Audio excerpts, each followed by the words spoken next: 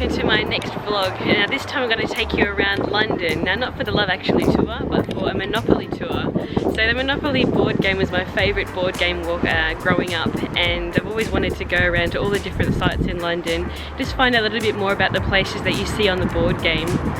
So the original board game was an American board game, and it started out in 1903. And it was eventually adopted into the UK market. So we're going to go around to each of the places that you see on the UK-based Monopoly board game. And I want to share some fun facts with you along the way. So before we get going, I just want to share with you a little bit of the history of the Monopoly board game. So it was actually created as an educational tool to explain the single tax theory by Henry George. This is obviously in the very early 1900s, and then it was adopted through various other board games, and then we finally ended up with the game board Monopoly.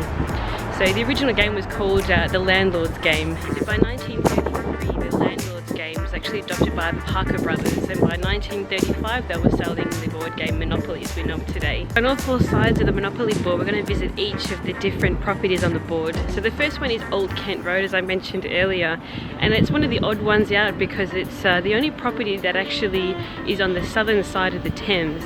So all the other properties are quite high profile, they're quite expensive, but Old Kent Road is one of the cheapest ones, and also the one next to it, which is Whitechapel. So a little bit more history on how Monopoly came over from America to the UK.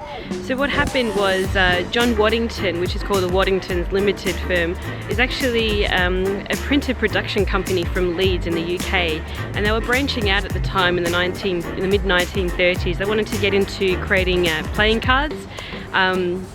And what they did was they sent the card game Lexicon to Parker Brothers in the States, and vice versa. The Parker Brothers sent them the Monopoly board game to see if they were interested in distributing the Monopoly board game in the UK. So the managing director, Victor, actually gave the board game to his son Norman to test out over the weekend. And Norman was so impressed by this board game that he persuaded his dad to make a transatlantic call to Parker Brothers to obtain a license. So this is quite unusual because making a transatlantic call in the 30s was very expensive. But he did so, and in the end he did get the license, and that's how the board game came to the UK. But there was another thing that they were thinking about, and that was changing the names of the place names on the board game in order to make sure that it was successful in the local market.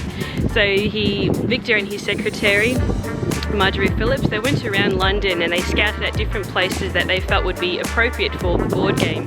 And that's how they ended up with all these different place names on the board game for the local market. So here we are, our first stop. It's a high street, it's a main street. As you can see that it's quite busy and very loud. So yeah, lots of shops here and lots of residential housing above the shops. But I just wanted to mention that seeing as there's a sign just behind me mentioning that it's only 62 miles into the Channel Tunnel, and also to Dover, which is 72 miles until Dover. So basically Old Kent Road was built by the Romans and used by the Anglo-Saxons, and they called it Watling Street back then. But basically it connected Dover, so it's near the coast, Canterbury, all the way up to London. So when the railways came in, it diverted the tracks, so it's no longer all the way down to Dover. But yeah, it's a very long street, so we're not going to walk the full length, but I thought I'd just show you a few of the different stages of the road that's close to the Southwark end, the London Borough of Southwark. So on the board, Old Kent is the cheapest property on the board, but in today's terms, it's actually Whitechapel that's the cheapest. So we're just going to keep walking along, and then we're going to head over to the next stop, which is Whitechapel.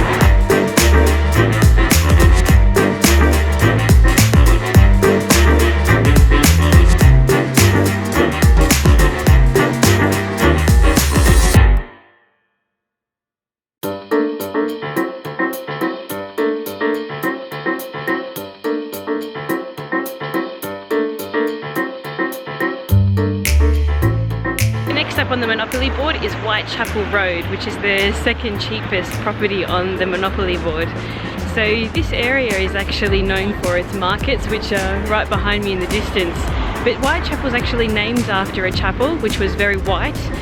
The locals called it Whitechapel because it was painted with lime and chalk, which made it really bright. So we're going to head to the area where the church was, where it formerly stood.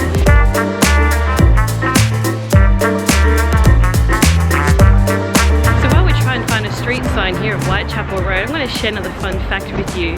So the Monopoly board game is actually available in 111 countries and in 43 languages. The only country that it wasn't allowed to be used was in Cuba. It was actually banned by Fidel Castro.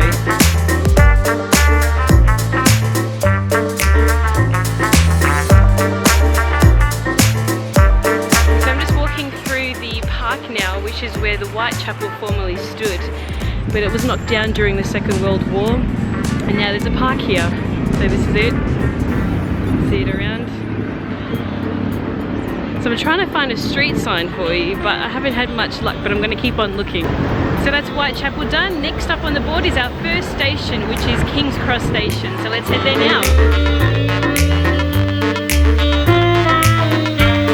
So here we are, the first station on the Monopoly board. This is King's Cross Station. So this station actually gets its name from the fact that back in 1835 there was a statue that was erected of King George IV.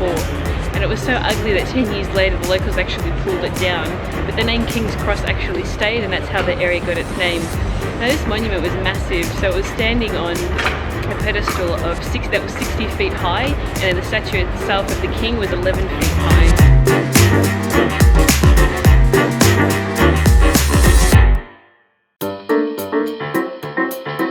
So next up on the board is the Angel Islington, which isn't too far away from here.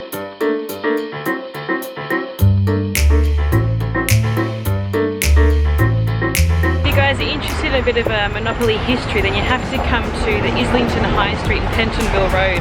On the corner here is the Cooperative Bank, but back in the 1930s was the tea room that Victor and Marjorie came to decide the final place name on the Monopoly board, being the Angel Islington, and the only place on the board that's named after a building and not a street. So we're going to go inside. I'm going to show you the plaque that commemorates the Victor and Marjorie having tea inside this beautiful building. Have a look at this.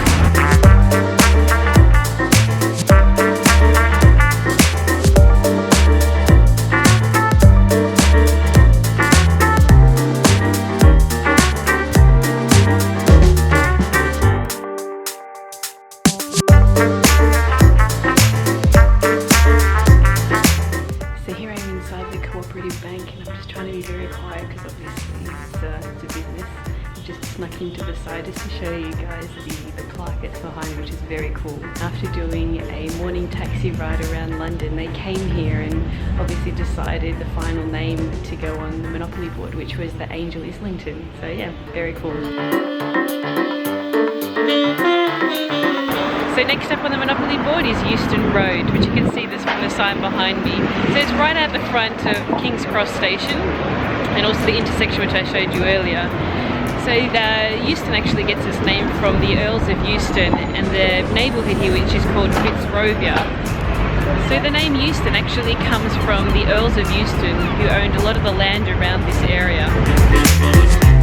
Here we are at Pentonville Road. This is the last stop on the first side of the Monopoly board. Now Pentonville Road was actually first built in 1756, and the name actually comes from Henry Penton, who was the first developer in this area to start building. The road Pentonville was actually made as a bypass so people could avoid the traffic and the mayhem of Oxford Circus. So if you like this video, I hope that you leave a comment and leave a like.